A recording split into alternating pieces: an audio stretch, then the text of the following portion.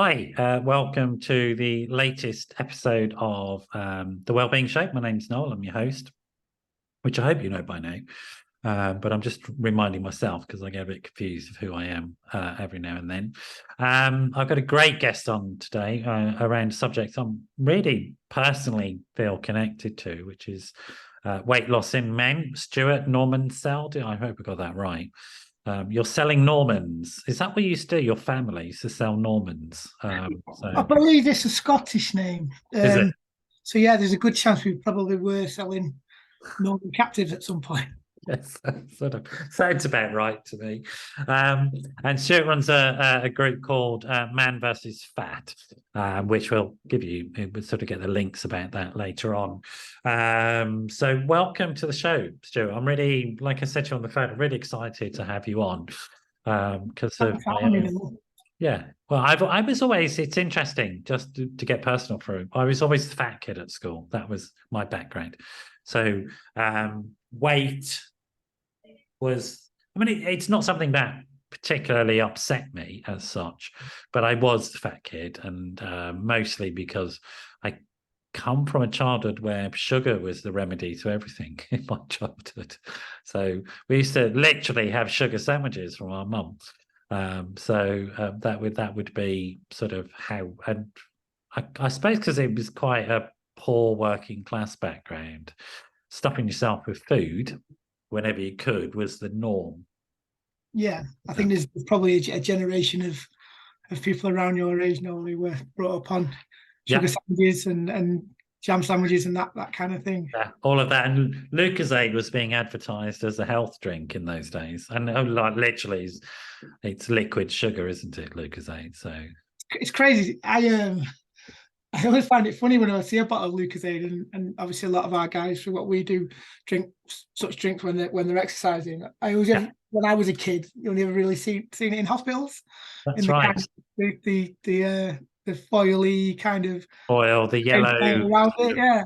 wrapping around it. So, where's you're based up in Manchester? Is that where you grew up, or? Yeah, so I'm South Manchester in Stockport, which is where I grew up, kind of in 42 years ago. So I've always been kind of based around there. I had a little stint in London when in earlier life when I used to run pubs and clubs. So Yeah. yeah, most of the time spent here. You don't have an Eton accent, if you don't mind me saying. So I'm making some assumptions about your background. What was your background? Probably very similar to working class background, both parents working. Like I said, I'm 42, so I was born in 82, so kind of 80s bringing up, the Yeah, kind of mum had to work, dad had to work, I had to work, sister works, everyone works. yeah. So yeah, so very much working class background. And in those days, had the health revolution started at that point? You still hadn't had it, I don't think. No, I think that there was probably, I think the 80s is probably a time of a lot of false information. Any Yeah, kind of health revolution was probably driven by the food industry. yeah, because Fat in those yeah, days it fat was was the thing, wasn't it? Is that was right. diet but sugar again, sugar's okay, fat was bad, and then we went um through different cycles of that, I suppose, of fat being bad and sugar being okay and fat being fine, and yeah, we are where we are. I think the 80s was very much in my childhood, and again similar to so I was always a bigger kid at school, so I think that probably a lot of what we used to eat when I was younger was convenience, Yeah. ready meals, and that kind of thing. Let's talk about the word fat because I think it can be triggering for some people. I'm happy to use it about myself when I'm talking about myself, but I know some people find it. But you've got fat, man versus fat in the. I think in male culture, it's pretty brutal. Sometimes the words we use, but it's pretty straightforward. Call a spade a spade. What's your thinking on the use of that word? Yeah, it's interesting because particularly in our early days when we were looking to get pots of funding from kind of local public health and whatnot, that the title was kind of always a bit of a sticking point for a lot Yeah, of commissioners and oh, you can't use the word fat. And we could have gone one of either two ways, and we leaned into it. to say, no, this is who we are and this is what we do. And I think that I always say that, you know, our guys who, after having been out of 27.5 and above to be in a programme, have been called fat before. They've probably, a lot of our guys who've probably similar backgrounds to me, who were bigger all their lives, have, you know, heard it countless times. And it's, I suppose there's almost an empowerment kind of trying to own that so term. reclaiming it. Yeah, a little bit. Yeah. Cool. But a little bit tongue in cheek as well. If we're honest. A little kind of play on the old Man v Food TV program and that kind of thing. But yeah, we own it. And like I say, in the early days, it was a bit of a sticking point. Now, not so much. What about around kind of the male side of it, and you know, us being a male-centric program rather than across the board. That what I always get, we get asked all the time, you know, why is there no woman v fat? And one of the kind of stock answers that I'll always come to is because of the way we talk to our guys and our branding. If I was to call some woman fat, she'd probably take massive offence of it. And you know, my sister-in-law asks me that question all the time, and she's like, "Why is no women be fat?" And I'm like, "Well, if you went to your diet class and you know the woman at the front called you fat, you'd be horrified." She's like, "Yeah, I'd never go back." So that's what we do. We, you know, our guys go to sessions and there's a little bit of banter between them, and you know, that's a term that we embrace. So yeah, I suppose it appeals. A little bit in time, if that's all right. Like you say, growing up, you were bigger. You were at school. Were you bullied around that, or you know? I wasn't, not massively. There's always a kind of undercurrent, I think, and I think that for me, I was quite an early developer. So at 15, I was like a 21-year-old man. You know, I played quite a bit of sport. I ate quite a bit. Don't get me wrong, but you know, I wasn't necessarily unfit. Played quite a bit of football. Boxed for a number of years as well. So I was bigger, but I wasn't necessarily huge as such. But I think that there's always an undercurrent of any jibes that come your way tend to be around that kind of subjects, whether it's school and that, and you take that into adulthood as well. Everyone's got a friend who's, you know, overweight, but is the joker of the group, and that's a kind of, I suppose, that's a shield that we embrace and we hold. But yeah, I wasn't necessarily bullied, and also I look after myself a little bit. So, you know, it might have happened a couple of times, but no more than that. But yeah, looking back, you know, at my childhood, I was different, and because I was kind of developed a little bit earlier than other boys my age. I feel the same. I think because of my adolescence or my puberty started, I was one of the first kids in school, boys, to start his puberty. So my voice broke and all of that sort of stuff, and I got smelly. I seem to remember having to wash more suddenly. And I think that did protect me. It's also, I was a quite high profile in my school. So it was difficult to bully me, and I had older family members at school. But I don't know whether in my generation that would have been a thing anyway, that you would be bullied around for blokes. Maybe there is a gender difference going on. It'd be interesting to know, really, in terms of the research that. And certainly, if I look at kids now, and I think back to my childhood, I was unusual in being fat. Mm-hmm. It was unusual, but these days I think it's quite. And I look at kids now, and there's a lot of obese kids around, from what I can see, and you know, that's backed up by figures as well. And so I guess kids these days are having a different experience. And certainly when I was growing up amongst working class culture, there wasn't easy. I literally remember when the first McDonald's came to the town I grew up in. And it was the first one, and it was the first of its kind, of that whole fast food culture, which has actually destroyed our national diet without a doubt. Not that particular franchise, don't take it personally, McDonald's, but you know, this whole takeout style has been really problematic, I think, in our culture. So I wonder about the experiences. What do your guys tell you in terms of, I mean, there must, I guess, be different range of ages. Did they get bullying? Is it now more of a feature in male culture? Yeah, I think that there's certainly we have a range of guys who are looking to lose some weight and get healthy. So we've got our guys who will, you know, the biggest guys on the program who have 50-60% of their body weight to lose, and we have guys who've got a couple of stone to lose who, you know, probably played a little bit of football and like a drink and, you know, want to get a little bit healthier. So it's a wide range of people accessing the program, or men accessing the program. And I always think that with our bigger guys, there's sometimes there are trends that go across. There's certainly a social isolation trend that exists. They tend to be fat kids growing up, if we're honest, and that then obviously take that into childhood. But I think that, you know, it is a case of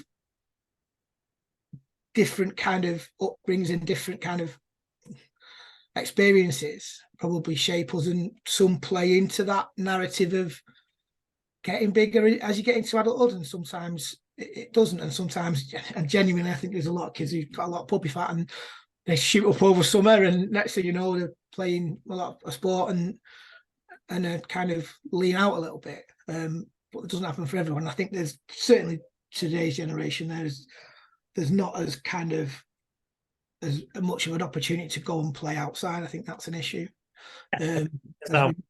Massive problems with obesity at the moment, and you know, it's quite serious in the sense of the health issues. So morbid obesity is a real problem, and we have, you know, it leads to diabetes, it leads to limb removal and stuff like that. So you will know this stuff.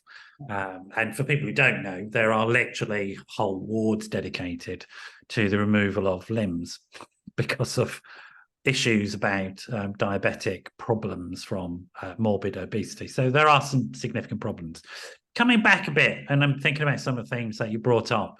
I mean, definitely I identify with as a bloke who I was in many ways quite lonely as a kid.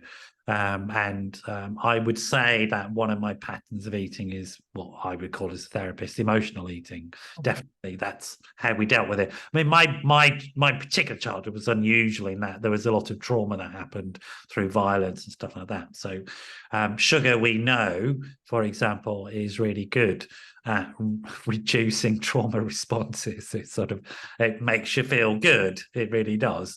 And it sort of levels you out if you've been sort of really upset. What sort of issues were you, I mean, firstly, do you as an individual resonate with that in terms of your own pattern of eating and stuff like that? Yeah, certainly. There is you know, to this day, issues around that emotional eating, and looking for that hit of dopamine, I think, is still kind of is an issue I'm dealing with even in my 40s. Just for people who don't understand that, so dopamine is a reward hormone. It's a great reward hormone, which you and it's also it's a mood, so it's a mood regulator to some extent, but it's also a motivation hormone. Is quite a strange one. So dopamine is used in the brain to suggest I need to do something, and then when we do it, we then get feedback of the production of dopamine from that thing to say, and food is one of those things. So hunger is associated with a reduction in levels of dopamine, and when you eat, the levels of dopamine go up. So you get a nice feeling in your brain and in your body from eating.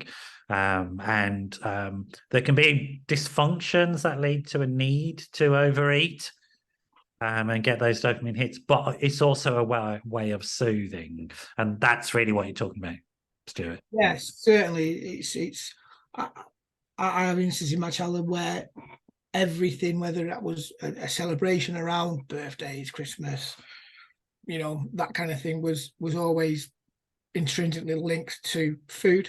And then also there would be times where if you were feeling a bit down, or, you know, a bit under the weather, such as we'd probably call it in those days, or you would, you know, you probably call it depression now, that eating comes with that as well, to try and make yourself feel better. So if you're kind of happy, you eat, and if you're sad, you eat. So you've got to be in some kind of middle ground to not overeat, which is really weird and really odd, that you have to be middling to be what's classed as eating normally.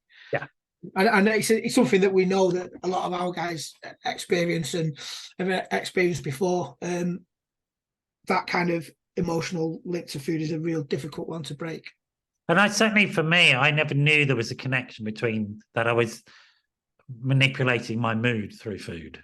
I mean, I knew it felt good, but I wasn't consciously doing that. And it, you know, like somebody who's consciously using a substance, for example, they know they're using the substance, but eating food is just such a normal everyday thing that the idea that it's actually a bit like using a substance to alter your mood can be quite a strange idea for people to sort of get wrapped their heads around, particularly blokes, I think. Yeah, and I think that there is a stigma around it as well. I think there is a stigma around it, if that it's not necessarily, it's not classed as an eating disorder, but it is disordered eating around not just eating because you need to fuel your body and that's what your body requires. It's a mental thing, because you know the whole Man v Fat program itself, the whole diet industry itself is calories in, calories out. We know that it's creating a deficit. That's how we lose weight. Every diet that's ever existed uses that, and you can break it down a million ways, but that's how we lose weight. But the difficulty is that you have to break that connection to food. Yeah, absolutely. And we'll come on to how it works in terms of the program. You can describe to us how it works. And I could sort of imagine some of the issues that it does work on. But again, coming back to, I suppose, the education thing about guys understanding the links between things, because what we're talking about is psychological distress and the connection between psychological stress and then behaviors to try and manage that psychological distress, if you like. And it's classically the case that guys will present psychological stress in certain types of ways, through substance misuse, alcohol misuse, through being angry, sort of, having a punch up at some point, being and other forms of antisocial, isolation, rejection, all of that sort of stuff. So problems with relationships. And one that's often not talked about is food. Now, it's really interesting. I don't know if you know this, but I know this from my work in this field. So in AA, which is a group that supports people who need to stop drinking or chosen or decide they need to stop drinking, they talk about being in recovery and they talk about relapse and things like that. And in some of the AA literature, it talks about how a relapse, the two common forms of relapse are, they say, finances and romances. And they've now added a third, which is food. Yeah. So it's now they're recognizing that one of the big relapse factors for guys at the moment is an issue about overeating. Okay. So let's talk about, go back a little bit. You used a couple of words that people might be confused with. And I'm going to come back to that link with AA and the broader substance misuse issues, because we're sort of talking about it and how food might be understood in those terms. But coming back to the words eating disorder and disordered eating. So tell me what you mean by that, because it's quite interesting terms, I think. I think that the kind of go-to eating disorders that people would know about would be, bulimia, anorexia, that kind of thing, which is obviously not eating or eating so much and then regurgitating that food. I think they're the common ones. I think there is a kind of a binge eating disorder, which is also, yeah. I think that it's recognised as being an eating disorder, and I think that those are probably the three most recognisable. But I think there's a lot of people who, although wouldn't necessarily get a diagnosis as having an eating disorder, probably do have disordered eating, which is not eating in a way that is just to fuel your body and linking those emotions around food and binging sometimes, not to the point of being sick, but overeating, certainly overeating the wrong kind of foods to try and get that dopamine hit, that sugar that we talked about earlier. And I think that's is an issue that's really, really broad across anybody who's probably struggling with their weight. Yeah. And do you think it's something that's you might not have the answer to this, but it's just a random question, I suppose, in the conversation. Is it something that is affecting men more, that in your experience, or is it sort of across the genders? Is it? I think it's probably across their genders, and I think that it's more recognised in women than what it is in men. But I think that it does exist in men, and I think it exists in men in quite high numbers as well. We get a lot of guys who will talk about secret eating, so eating away from their partners or away from their families because they don't want to feel that shame of maybe eating something that's particularly unhealthy or overeating in an instance. I can really identify with that because I still have this thing about sugar, and I'm conscious of it, and I'm trying to be kind with myself about it, rather than beat myself up. But I've caught myself in the past doing things like, if I'm going to get chocolate, I'll go to different shops because I don't want them to know how much chocolate I'm eating, which is bonkers, but it's the truth, right? That's what I've done, and I will do that sort of stuff. And I don't know, you're nodding away there going, yeah, that's the sort of thing I hear. Oh, yeah, we hear it. And from experience, from, before I came to the program as a player, back in 2017, I was probably knocking 24 stone. Some real success, and kind of up and down a little bit since COVID, which kind of put a spanner in the works. But yeah, and certainly can resonate with going to the drive-through without anybody knowing, and also sneaking biscuits here and there and not letting the partner see, and all that kind of thing. I think it's really common. I just don't think we talk about it. We just don't. I think we don't talk about it, blokes. And it's also, I think, I'm of an age now where it's almost expected that I'll get big. And blokes in their middle ages, and I'm middle-aged, folks, not old. I'll be old soon, but I'm middle-aged still. But when we're middle-aged, we're sort of, it's normalized. It's almost as though that waistline, getting that big belly is okay. That's just part of being a bloke. But actually, it's not very healthy for us to do that. No, certainly. I think that exists probably before middle age a little bit, is being that kind of, even your 20s, the guy who, I can drink really well, and we go out and it's a bit of a beer monster and all that kind of thing, and they tend to be the bigger guys who kind of get that reaction from peers. But yeah, it is. There's that middle age spread, I think, is the word, isn't it? That it's almost half expected, and I think that's. There's nothing kind of massively negative in saying that does happen, because it does happen. We become less active, our metabolism slowed down, and for me, one of the big factors is that middle-aged spread might come, but don't be non-active, because that is the big killer. Yeah, I mean, the research is clear. If there's one lifestyle thing you can do, it's exercise.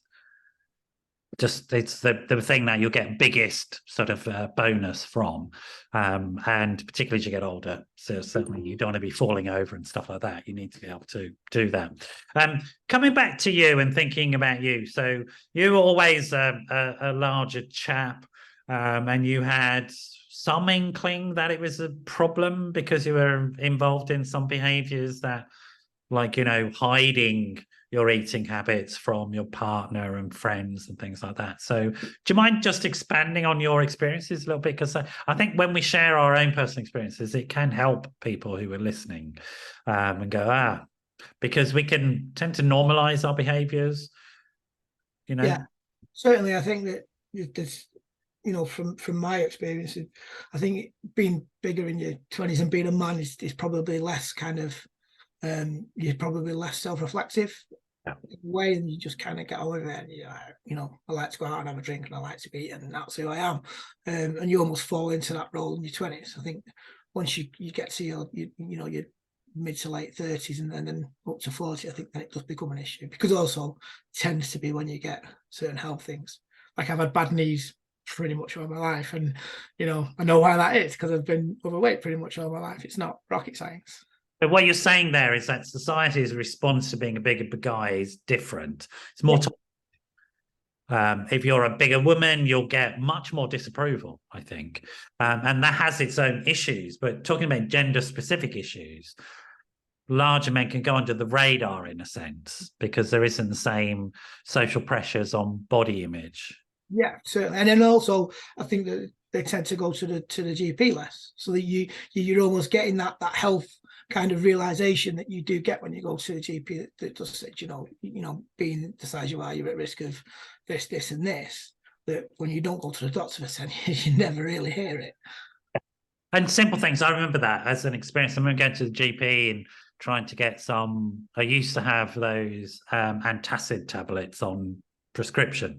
I mean, I've actually got physical dysfunction in my stomach, which means that I do take omeprazole. But I was going to get my prescription of omeprazole, and I remember the GP saying to me, "You wouldn't have so many problems with your stomach if you weren't so big." And I was like, "What? Did my GP just call me fat?" Yeah, and I feel for GPs because it's a really difficult subject to approach to some people, and I think that, you know, we all know that there is an obesity epidemic in this country. We don't need statistics to really show us that. I think we can all see that, and I think that GPs have a difficult job. Some, like yours, might kind of shock you into it a little bit, and some probably approach it slightly less. But the end result is they still need people to lose weight, and that can be difficult. Yeah. And it's interesting because, I mean, you know, he was a bit like that anyway. So, yeah. About everything. I think he was in his 50s, late 50s, 60s, looking at retirement. He'd had enough of sort of pussyfooting around, you know what I mean? And that was fine. It was a good wake-up call. But one thing that struck me is that, you know, there is... we don't understand the connection between our obesity, particularly blokes, and the problems that we're having. Yeah, it's like a kind of an acceptance as you go along. So you accept that when you're in your 20s and you're bigger, you probably get away with it. You don't necessarily feel it as much. You might sweat more than your friends do. You're probably not as confident on the beach as your friends are. I think when you get to your 30s and you're having to take a massive deep breath when you tie your laces, that creeps up on you, and you're like, oh well, I'm just a bit bigger. And I think that we just come to accept these things over time, that it's almost like you just glaze over it, and then, well, it's just another thing that I can't do because I'm slightly bigger. So another thing I struggle at. Snoring is a classic one.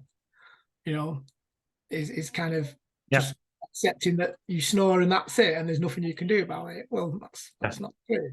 It's not true, actually. So when did it begin to dawn upon you in a realistic sense? So I'm creating problems for myself with the way I'm eating and the size of my body and stuff like that. What was this sort of probably 30, yeah, probably hitting 30 and realizing, not a kid anymore kind of thing, and certain things away from kind of my own body confidence and whatnot, but maybe coming to the realization that it was affecting my relationships as well, not only with myself but with those around me. And I think that was a realization that actually I need to probably do something about this. And that's a struggle that's been 10 years in the making, really. Yeah. I mean, mine was, I was trying to play football with my son and I could barely move. Yeah. It's like, oh man, I don't want this. Get a lot of that from our guys. One of the ones that always surprises me, kind of 6 years down the line, has been involved in Mummy Fat, is that one of the kind of wake up moments, or kind of moment of clarity, or whatever you want to call it. One that's really common is theme parks. So going on rides on theme parks and not being able to fit in the seat and not being able to put the bars on you or the book around you, or really, really common. That was the realization that actually I need to do something. I totally get that. Absolutely. Yeah, I get that. And it's, it's good that these things happen. But I guess, like, when you start to realize, right, okay, this is an issue, I have to do something about it, you go and see GP and you're looking for support and stuff like that, and then you maybe trundle up to some of these weight loss groups and you notice something startling, which is that you're the only bloke there. Right? Yeah, and that's we're born from that, so that's why we exist as an organization. Is our founder was in one of those really really successful kind of groups that we won't use any names, but yeah, he was in that, and he was the only male in the group. and the topic of the week was how your menstrual cycle affects your weight loss. That's right. That is why I'm sitting here talking to you today, because he went home and he was like, "This is not for me. This is not aimed at men.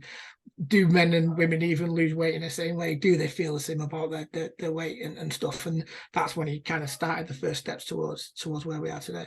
And who was that? What's his name? That's Andrew Shanahan. He was a journalist, and he basically went home and created manvfat.com, which was a website that just collated stories of successful men's weight loss, put them all in one place to try and inspire others and kind of inspire men to start their journeys. Yeah, and I guess men and women do lose weight in different ways and for different reasons. And just coming back to, there may be some questions people have, why do you need just a men's group? It's for that reason. It's absolutely, I remember like 30 years ago when I first started my clinical career as a psychotherapist. So it's literally just after I qualified, and I moved up to Scotland with an ex-partner. They got a job up there and we were in Edinburgh, and I got all this work. And one of the first jobs I got was as a men's father's worker, as a father's worker in a family project. It was exactly the same problem, like working with blokes around, not that they didn't want to do it, they didn't want to be dads, but they wouldn't turn up to groups because even though they said, family and toddler groups, they weren't. They were mother and toddler groups, without a doubt. And if you turned up as a bloke, you were often the only bloke, and you had typically two reactions to you. One was patronization, the other was deep suspicion as to what your motives were for being there, right? Yeah. This so relevant notes. So I've got a 15-month-old son, and I have him every Wednesday. We have a day together, and I took him to a play group yesterday. It was the first time that it fell on my kind of day with him, and I was really anxious over it. I was massively anxious over it, and I was like, why am I so anxious? I think I'm a good dad. And I went, yeah. And I turned up and anxiety through the roof. And do you know what? 5 minutes in, I was fine. Yeah, absolutely. But it is interesting. And I think that it's interesting, I think, that we're in the pioneering stage. And I'm just producing, I have just produced a press release, which is going out around men and mental health. And how men express mental health, and hence talking about it earlier on in these antisocial ways, in the substance misuse ways. And if you look at things like prison, that's where men get help for mental health problems, because men end up in prison. That's the truth. And so we are talking about these subjects. And although you and I have been quite light-hearted about it, there's a whole raft of issues that men are having which are really problematic at the moment. And it's not working for men. Yeah. Right. The approach of treating kind of men and women slightly different from a weight loss perspective. Like I say, the basics are still there. They still lose weight the exact same way. They still feel the same way deep down around. They still have the same issue. They just express it in different ways, and that's kind of why we exist. And only 15% of these services are accessed by men. So, it's 85% of people using weight loss services women. So typically, and like I've done, so this is my personal experience, and we'll see whether this relates. So post-pandemic, all the good work I'd done on losing weight was out the window. Like I suddenly become Michelin man again. And so I thought, all right, I'll have to sort this out again. And so I got back on board, or joined my local fitness place, where it's actually a place which does yoga and other classes and stuff. I decided to do yoga simply because I'm a bit of a Looney Tunes with exercise. And so I can really hurt myself if I'm not careful. So I thought, I'll do it differently this time. Start with yoga, less likely to hurt yourself. And then added in running, and then added in various things. So I spent the first year, this is over a year ago, getting a fitness regime back in place. And this year has been about losing the weight. And it's just literally about, as you say, you count your calories in, you count your calories out. That's it. And if you have a deficit, you're going to lose weight. and that's the way it goes. Now, I can tell you my experience is this, and I'm interested in how it works with your guys. So, without fail, when I mention my weight loss, which has been quite significant this year, without fail, every woman I mention it to says, that's amazing. Without fail, every bloke I say it to is like, what? I don't, Yeah. It's a non-interest subject. That's sort of absolutely no interest whatsoever. Because it's weight loss is like, that's something women do, isn't it? It's not something blokes do. Yeah. And it's crazy that we essentially that boils down to women look after themselves more than men do. Yeah. Yeah. And I think there's an element of that being the initial reaction from men is what, and I think that actually the real reaction probably comes 20 minutes after that when they're like, oh, you know what, no, it does look really good. And I'm sure he feels better about himself and sure he's a bit more confident and all that kind of thing. But the initial reaction is that kind of rare get spontaneous reaction from blokes say, oh, I've noticed you've changed your body shape. Well done. But I will not get that from women all the time. So coming back to your blokes and thinking about what is happening in terms of group support and things like that, which is really what we're talking about. What's the sort of reactions they get from other blokes who are not part of the system if they talk to them about it? And what are the sort of stories that they come back with? I think that one of the reasons why our biggest kind of successful way of recruiting new players onto the program is word of mouth. And I think that there's probably two reasons for it. I think the thing number one is the fact that particularly our guys who've been really successful, it's undeniable because they're stood in front of you and in a lot of cases are half the size they used to be. And that, I think that initially that comes with questions of how did you do it? I think it's always how did you do it is always the first one. Never why did you do it or anything like that. And I think the second thing is, the football element is kind of that we have with our Man Fat football program is also a little bit of an in for guys, because when they go, oh, what have you been doing? You look amazing, or what have you been doing? You look really well. Probably what you get off guys. I've been doing it through a program that's weight loss and football, and I think that's then, for a majority of people, even people who are not necessarily massively into football, are quite intrigued by it.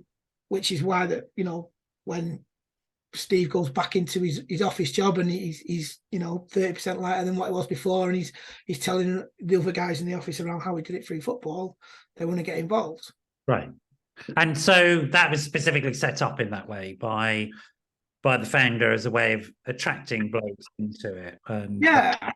So we initially, like I say, just to go back a bit, Andrew Shannon had kind of created this website that was collating all these stories, and we got asked countless times to kind of, can you do any interactions face to face? Can you do any programs that are face to face? And tried a couple of standard kind of diet club for men that just didn't get any traction, and then came up with the idea of actually gamifying it through football and adding that element of, although not for a lot of guys not a massive amount of exercise, only 30 minutes per week, but for a lot of guys that only exercise they're going to do that week as well, and adding that kind of blending that together. So the guys, obviously, every time they lose weight, they get goals off the pitch, and then they go and play 30 minutes of football, and we add the scores from the scales to the scores from the pitch, and that's how we generate the results. So that kind of hooks a lot of guys in straight away. So it was that thing of realizing that the traditional talking support group, which is what you get when you join a weight loss program or any program, any sort of social program. And again, it fits the research, it fits my experience that activity-based stuff is more likely to be attractive to blokes because the way they socialize is through activities as opposed to the way you and I are doing it, which is you and I can sit down. We've been trained enough in our work and in our experience. You run the groups and stuff like that, so that we can tolerate sitting down talking about this stuff. But most blokes aren't there, to be honest. It's a skill that you have to learn, and if you don't have it and you need to learn it, it can be quite difficult and quite embarrassing, to be honest. Yeah, it can, and it's interesting. So we will get, our coaches give that kind of guidance and advice, and we're all player led, so we don't give anybody a diet sheet. We don't say you've got to count these many calories. We don't do any of that. We just work with the players. What works for you? What's your routine like? What do you eat? When do you eat? How do you eat it? And our coaches give that kind of guidance at sessions as well, as much as they can with, the time they've got available with the guys. And you'll get some guys who will get it straight away. A light bulb will go off. They'll hit the ground running. They'll be really open and honest, and they'll feel as though, and I hate to use this term because I know it's got a wrong connotation, but it's a safe place. It's a safe place to get to guys to come, lose some weight, talk about the struggles of being overweight and fat, and the struggles of chub rub and that kind of thing. So one of the big things with our guys is finding a pair of football socks that fit your calves, because you're on the bigger side. You just can't buy them. Finding a pair of shin pads that fit your shins, like really stuff that nobody's ever thought of before, to be honest. But and go and they'll share them stories with other guys. And for some guys, it takes a little bit of time for them to get and open up a little bit. But the key driver in that is that peer-to-peer support. Is that in your team, you've got 9 other guys, and 9 other guys are all on the same journey you're going, whether that's a stone to lose or 10 stone to lose. We all want something. And that, for me, is the biggest kind of motivator and driver. And that's what gets the guys to come back every week. You use another really important term, peer-to-peer support, which is really important term. And for people that don't understand it, peer-to-peer groups now are the gold of treatment of everything. It's like if you go to the NHS and you've got problems with any long-term condition, they'll find you a peer-to-peer support group. So the best known ones are things like the weight programs that we won't mention because they're not the ones that you're involved in, but other groups like Alcoholics Anonymous, that's a peer-to-peer support group, for example. And you get tons and tons and tons, there's millions of groups. There's in addiction recovery groups, not just 12-step, but Life Ring, various groups around the world. You've got, I don't know, it was estimated 120 million people using them worldwide. I know from a mental health perspective, something like Andy's Man Club, particularly men only, and it, really supportive. Yeah, they've been on our show. I mean, they're absolutely super group. Really, really cool work that's going on there. And Dadless Soul, I don't know if you've met them. Yeah, I'll introduce you to them. They're an awesome group as well. Down on the South Coast doing amazing work with blokes. But yeah, so peer-to-peer. So that's why, if we want to come back to the conversation, why do we need something for blokes? It's simply because when you go to these other peer support groups, they are peer support groups for women. And that's not bad or wrong, it's just a fact. And the blokes who turn up don't identify with the issues. Like today, I mean, literally, I was at a yoga class earlier on, and the yoga teacher, I mean, yoga's like full of women, right? It's all right. It's not an issue for me. But a yoga teacher forgot I was one of the only bloke in the class and decided to start talking about moon cycles and balance. Mate, seriously. So it's like, whatever. I'm sure the moon affects me, but not in the same way as you. But it's quite amusing. It's not a big problem, right? But it is a big problem if what we're talking about, what you are talking about, and this is what we're talking about, is men making a tentative step into making a significant lifestyle change. And if the first experience they get is people talking about stuff that they find really embarrassing and difficult, or talking in ways that they can't understand because they don't have the emotional intelligence, because they haven't learned the language yet. Yeah. They haven't been in a safe place. Yeah. And even if they hear the word, and you're right, if they hear the word, this is a safe place, they're going to bolt.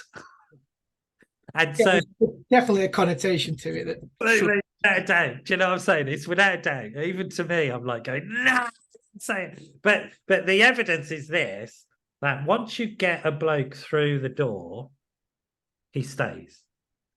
Yeah. What I'm quite intrigued with about the use of football and stuff like that and activities, we know again from research that those activity-based groups will get blokes through the door. Once they're in the door, they're hooked and they really want it.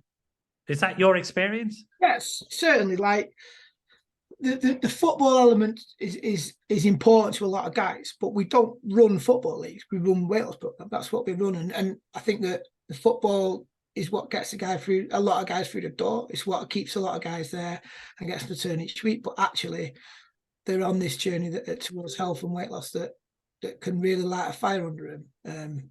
And then they can go anywhere because they'll learn all sorts of really important broader social skills, which then allow them to go to other groups and settings, have more self-confidence, etc. Yeah, there's certain groups that have kind of, we've got really close relationships in certain clubs up and down the country, and we look after 150 clubs. So you can imagine, you know, the kind of Andy's Man Club is a typical one. We have a really good relationship with them and kind of almost triage some of our guys towards them. But there's also some groups that have kind of sprung up out of our communities.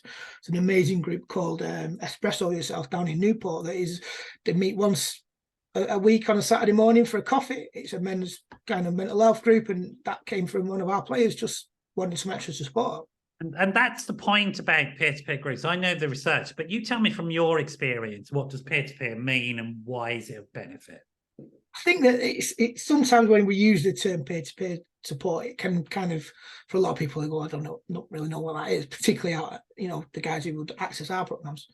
But what it is it's just your kind of your guys, your peers, the people who are very similar in a way to you, just supporting you in whatever goal that you want, because 9 times out of 10 they've probably been through that journey or still on that journey as well. And just having somebody you can talk to about it, it's huge. It's massive, and it's a massive kind of pillar of why our program works. So for people who are listening, what that means is this: that you'll turn up to one of these groups, and it isn't run by some idiot like me who's got qualifications. I mean, they might have qualifications, but I don't get to run it because I'm a qualified psychotherapist, and you wouldn't let me do it. That the only reason I would be part of that group is because I identify as somebody who's got a problem with weight and wants help. Right. Yeah. And then the person who's running the group would be just somebody like that. They're there because they identified as somebody who's a problem with weight and needed help. They got the help, and then they're going to share their experience of getting that help and how it changed their life. Does that make sense? Yeah.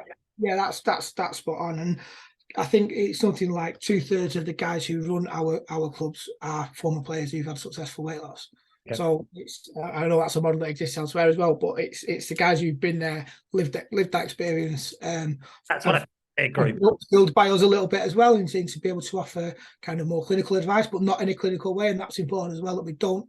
I mean, we're called Man v Fat. We're the furthest away from a clinical kind of weight loss support program you could ever want. But actually, everything is underpinned and backed by that clinical research. And it's really, I mean, yeah, of course. I mean, you sort of know what you're doing. There's thought behind it. I mean, it's really interesting. There's various bits of evidence around this, and sort of. So one of the things about peer-to-peer groups that you don't get in, say, if I was to run a psychotherapy group, in a psychotherapy group, a very targeted work, we're learning a specific set of skills, etc., etc.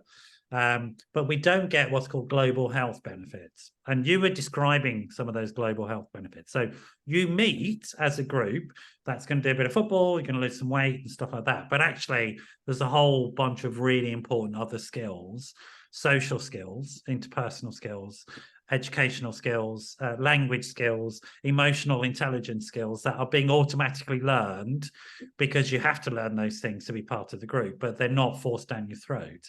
And those are transferable skills to society in general. Yeah, definitely. I think what also comes with that is that right, the level of confidence that comes with losing weight, being on that health journey as well. That we see guys. I'm a typical example of it, to be honest. Been through the program, lost a significant amount of weight, went for a job as a coach, like we talked about, kind of running that peer group, did that, and then went for a job, you know, with a regional team. I wouldn't have done that. 24 stone. I wouldn't have had the confidence to. Yeah, absolutely. And you've improved your health and well-being, and so you're going to be around much longer for your kid, which is, you know, totally, I mean, it's an absolute win-win, isn't it? It's really interesting as well. And so, again, just a bit of knowledge for people. There's a thing called lifestyle medicine. You can actually get qualified in it. And there's 4 pillars of lifestyle medicine, which is diet, stress management, sleep, and I forget the 4th one. But diet is this really important thing, getting your food right. Exercise, that's the 4th one. So getting your exercise and your diet is absolutely crucial in life in terms of health and well-being. And the other really interesting thing about peer sport groups is that, and this is, again, I would say very gender specific to men, is that having this type of group also deals with another major problem that men have, which is loneliness and isolation. Yeah, hugely. It's just having that single point in a week where, do you know what, Wednesday night is the day that I go and I do Mammy Fat Football. And if I don't leave the house to do anything from a social perspective other than that, at least I've got that. And that was huge after COVID. Yeah, it's huge, isn't it? I mean, the typical bloke, right, in Britain will do this. They'll have lots of good mates at school and stuff like that, maybe at work, but then they get involved in their family. They pull away from that because some of the activities, like going down the pub, getting pissed on a Friday night, is no longer good if you're a family man and stuff like that.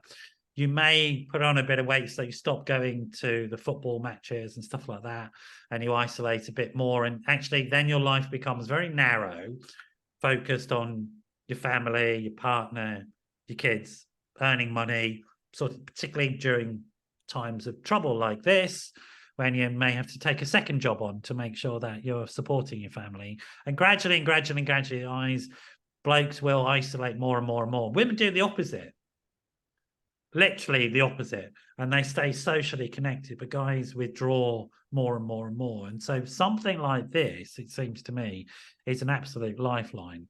Yeah, and the community that sprouts up at all of our individual clubs is that they then do stuff away from our sessions, and that's always the sign for us of a real good community. Whether they're, you know, between the 40 lads that are in, as part of that program in that club, playing on a Saturday morning, they book a pitch for an hour and play a bit of football, or whether they go on a monthly night out or they go bowling, or all that kind of stuff that they do socially. It's really, really important. It's always a good indicator of a successful program, a successful club. It's brilliant. It's what we call asset-based community development. So there's an old idea of deficit-based development, which is that you find an illness, you pull somebody out, you treat them, and then they move on somewhere else, right? Whereas if you treat people in situ, in their homes, in their communities, by peers and stuff like that, like this, what happens is, and you've described this brilliantly, the bloke who loses the weight, particularly the bloke who loses spectacular amounts of weight, is noticed. Other blokes notice it because you can see it. Like, they haven't gone off somewhere else and live a life. They're going back to the same life. They're carrying on with their life. Other people see it, and then that inspires other people to think, well, I can do that as well. So you then have this huge knock-on impact in terms of the local community and society. How many sort of groups and events now do you reckon that you have in terms of? Yeah, so we have 150 clubs in the UK. So as far north as Fife, as far south as Truro. We've got a club in Northern in Belfast, all the way across to Norwich. So yeah, 150 in the UK. 8,000, around 8,000 players taking part every week. Yeah.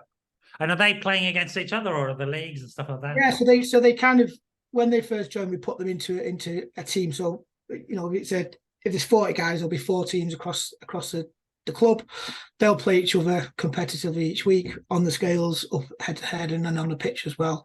And although, you know, we put those guys in their separate teams, our goal really is to kind of have that one club kind of feel to it, where actually I might be on the black team, and you get some amazing fat-based names, you know, that pop up.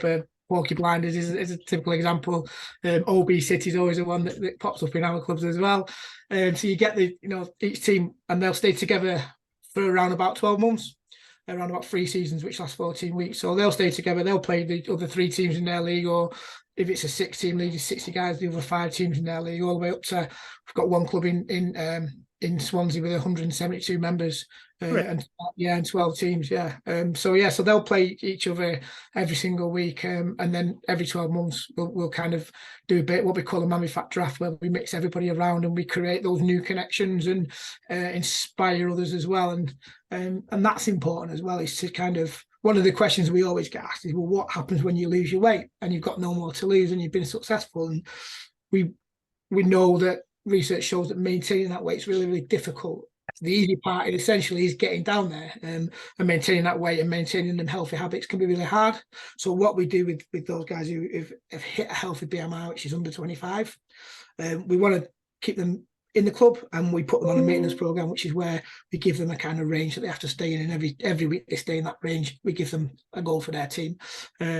So we kind of want to keep those guys around the club, because as well, that wealth of knowledge and information of losing 6 stone, 5 stone, 2 stone, whatever it may be, it's really, really important to keep around that club as well. Yeah. And so that you said about the maintenance stuff, and I was going to ask about that, because it is a big issue in terms of, I know from my own experience as well, is that maintenance is a whole new ball game, as it were, in terms of it's, relatively straightforward to join a group, lose a load of weight, leave the group, and then put that weight back on straight away, almost immediately for people. So you've covered that issue. How many blokes do you reckon at the moment that you are helping, sort of off the top of your head? Like I say, we have 8,000 up and down the country who are playing every single week. Brilliant. And there are plans to expand it and keep it growing? Yeah, we always plans to our goal is to really have, no matter where you are in the UK, be a 30-minute drive away from a club. And again, always to expand and then beyond the UK, and I know Ireland has been on the radar for some time as well. So yeah. So if a bloke wants to join, is there a fee or something like that? Well, how does all this practical stuff work? Yeah, so the fees, it's £31 a month, so it works out about £7 a week, which is probably the price of less than 2 pints in most UK cities. So yeah, it's £31 a month. If you go to mamifat.org, you can search your closest club by postcode and get involved there. Yeah. So just before we finish, we're going to be finishing soon, but we've done about 45 minutes, so I think that's enough. Before we go, just thinking about, because, there are medical clinical issues around obesity, but we've just begun to talk upon some of the psychological clinical issues. And certainly I know I carry baggage around my use of food. And I wouldn't be surprised if quite a few of the blokes who turned up, it's not just about body weight. There's other things going on for them, right? Yeah, definitely. And we provide kind of a little bit of kind of signposting as well. So it's part of the membership. The guys don't just get the football and they being part of the community, they also get access to Coa Health, which is a kind of mental health support app. So you can do kind of different modules on there around anxiety and feelings of stress, that kind of thing. They get exclusive access to that, and they also get access to the Mamifat Gym, which is an online gym where they can do archive workouts. If you're not comfortable being in a commercial gym and you're just getting started, can do stuff at home as well. But yeah, the mental health side of it is massively important as well, and I think it all plays into everything we do in a way. So almost everything we do is underpinned by having that good mental health. And a lot of times, and I still coach on a weekly basis as well, you'll speak to a guy and you'll be like, how's your week gone? And they'll be like, oh, well, yeah, that really well. How's your week gone other than the scales? And you're like, oh, I'm really stressed, this and work and the kids and all that kind of thing. And it just helps to have that point where they can just come and vent to somebody from a social perspective, and then go and have a kick about. And I would say, we've got World Mental Health Day coming up in about 10 days. What is it? We're almost at the end of the month. It's the 10th of October, I think. And my company's got a focus at the moment on men's mental health. We're going to do something around children's mental health, but we've for some years now been thinking about it. And I will say to people unequivocally, two blokes listening, one of the best things you can do for your mental health is to start doing exercise and manage your diet. Don't worry about whether you're going to see a therapist or not. I am a therapist. You don't need to go and see me. If you join a group like this, that's the best investment you're going to make in your mental health. And guys, listen, you need to listen to this one simple stat. 75% of suicides are men. That is trans-global. That is around the world, and that is trans-historical. That's been going on for decades now. And joining groups like this, I promise you, I know this as a clinician, is going to massively reduce the risk of you ever finding yourself in an emotional black hole one day and thinking there's no way out. Yeah. Just because if you join a group and somebody says, "Hey, you've lost weight, yeah, but how are you?" and then offload it.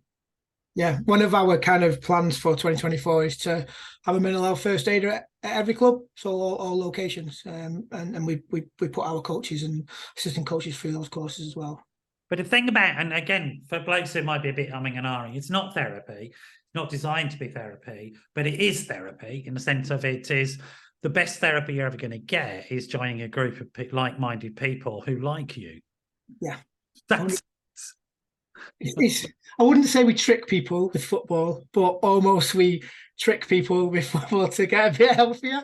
Yeah, you're 100% right. Like if you, whether it be issues around body, whether it be issues around food, whether it be just some social isolation issues, just come down. You don't even have to join. Come to a club, have a look, meet some guys, and then we'll take it from there. Brilliant, absolutely brilliant. I'm really excited to have met you and to have had you on the show, and I'll be in touch with you personally afterwards and see whether there's a local group. Probably join myself, and more than welcome. More than welcome. Because I've still got some goals. And I've just been doing what I do, which is doing it myself and getting lots of approval and all that sort of stuff. But, you know, I'm well up for joining a group of blokes who are also on the same journey. To me, it's like, it's a no-brainer. It's an absolute no-brainer. It really is. So it's brilliant, Stuart, to have you on.